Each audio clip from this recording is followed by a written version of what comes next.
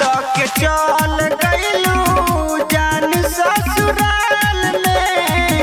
जियतानी हम सुना पगला के हाल में। हे के सुन धोखा दे के चल गइलू जान ससुराल में। जियतानी हम सुना पगला के हाल में। दिल के डस ले लू तू नागिन वाला चाल में। करे जावागे खुश रही है ससुराल में। सोनावागे खुश रही है ससुराल में।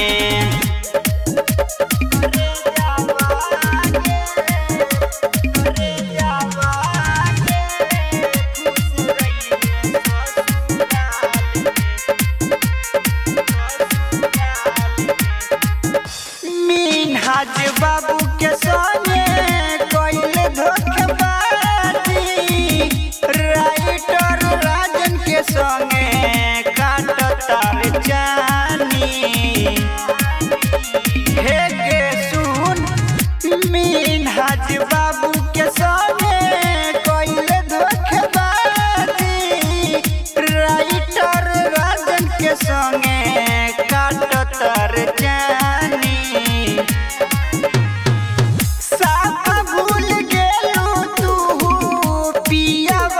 पाके करे जावागे खुश रही है ससुराल में। सोनावागे खुश रही है ससुराल में। Pushpa digital recording studio Delhi.